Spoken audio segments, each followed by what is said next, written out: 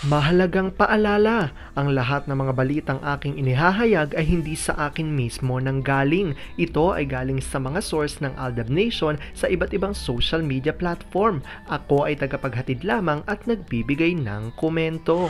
Magandang araw mga Aldab Nation! May panibago na naman po akong update para sa inyong lahat.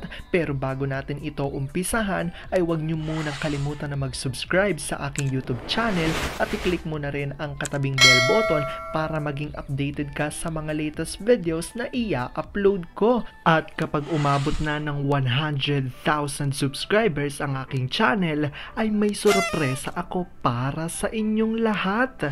Alam kong excited na kayo, kaya naman ngayon, umpisahan na natin ang ating kwentuhan.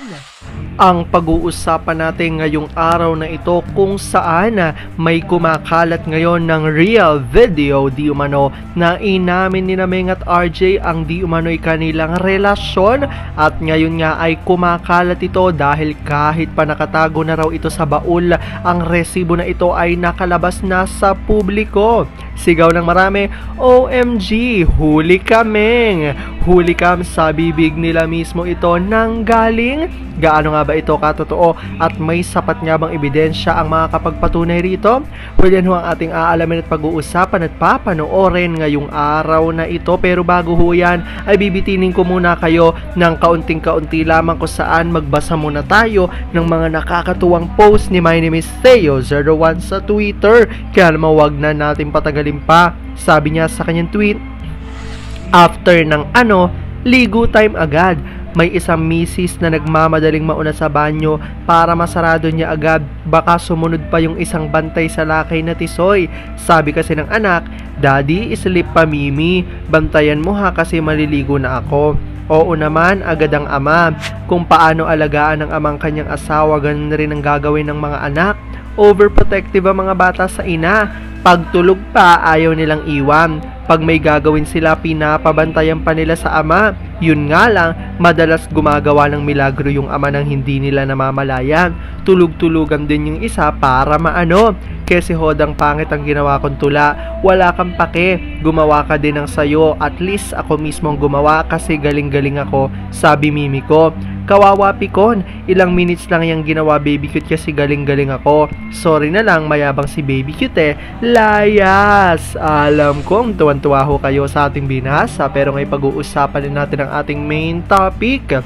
Oops! Wait lang, saglit lang to. May ipapaalala lang ako para sa mga bago pa lang sa aking channel. Huwag niyong kalimutan na mag-subscribe sa aking YouTube channel at i-click niyo na rin ang notification bell para lagi kayong updated sa mga latest videos na i-upload ko at para maging parte na rin kayo ng aking Fanatics channel family. Well, alam kong super excited na kayo sa ating kwentuhan, kaya naman dumako na tayo sa ating main topic. Gaano nga ba katotoo ang di umano'y real video na ito na inamin raw ni Meng at RJ ang kanilang di umano'y relasyon, at kahit pa ito'y nakatago sa baul, ang resibo ay nakalabas sa publiko at kumakalat ngayon dahil huli kam dito na sa bibig nila ito mismo nanggaling. Kaya naman isa lang ang nasabi ng marami, OMG, huli ka Meng! Ano nga ba ito, gaano ito katotoo at may sapat nga bang ebidensya ang makakapagpatunay rito? Well, yan ho ang ating aalamin, pag-uusapan at papanoorin ngayong araw na ito. Alam kong excited na kayo, kaya naman wag na natin patagalin pa. Unang-una na nga dyan galing sa tweet ni Vampire 2019 at sabi niya sa kanyang tweet, nung nasa politics pa si TS, siya mismo ang against sa fake news. Pero ngayon, all out sila sa paglandakan ng fake news about at Meng. Bobotohin nyo pa ba siya pang nagtakbo ulit sa susunod na eleksyon? Of course hindi. Lagi nilang pinaparinggan, lalo pang isang gurang na yan ang mga host, pero hindi siya pinapatulan. Tignan nyo naman kung anong show ang tinatangkilik na advertisers. Have the last laugh. Nahihiya atang makita naman ng people kung gaano nakapayat si Palito Jr. Alam nyo, sa akin lang to, dapat lang makarama na sila ni Kuri Kupit. Sobrang pasakit ang ginawa nila sa atin, lalo na sa mga SC. Kung ano ngayon ang maramdaman nila, serves them right. At sabi naman dito ni Init Winflame Australia have seen the real color of him. The respect and trust are gone with the wind. No to solo projects, Aldo pa rin. At sabi naman dito ni Gabriela Sayagaya, ang bilis magbago nang natalo sa nakarang halalan, sumali sa sarsuela, puro kasi ngalingan ng pinaggagawa. Kinonsinti ang kasamaan, hindi ko iboboto, manigas ka, talunan. At eto na nga ang post ni Divinia Roldan at sabi rito, pampagood vibes ng Tuesday. At nakalakip nga rito ang ating tinutukoy na video nga raw ng Di Umanoy pag-amin ng Maychard sa kanilang Di Umanoy tunay na relasyon. Pero bago natin panoorin yan, ito muna ang nag-reaction ng ilan sa ADN. Sabi ni Maychard F, mga sis, meron din akong video na yan. Casa Stelma, dinig ko, sabi ni Main dyan, anong pinagsasasabi mo sa asawa ko?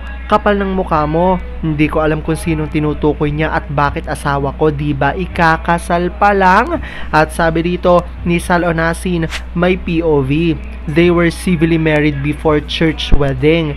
Kaya hindi na natawag sa kanilang mga simbahan where they live. So asawa na nga ni M si RJ dyan. At sabi naman ni Ritzy Ocampo, tinutukoy niya diyang asawa si Tisoy. At yung pinagsasabihan niya, yung inggit na inggit kay Tisoy dahil may red Ferrari luxury car from her on his 2019 birthday. Biniro pa nga niya si Tisoy, baka pwedeng makisakay March 11 Saturday 2023 sa APT. Ayan niya ang paninindigan ng mga Aldab Nation patungkol sa video itong naniniwala nga sila na pinag-uusapan raw di umano dito ng Maychard ay ang kanilang tunay na relasyon. At parang ito'y patunayan sa inyo ay sabay-sabay nga raw natin panoorin ang video na ito.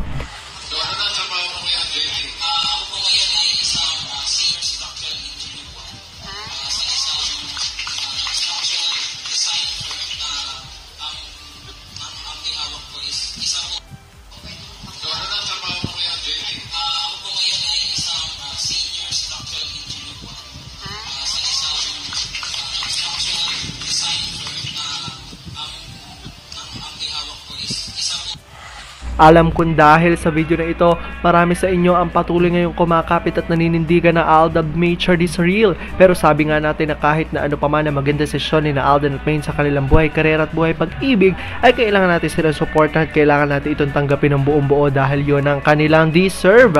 At yan ang aking update for today's video. Maraming salamat sa panonood at pagtapos sa videong ito.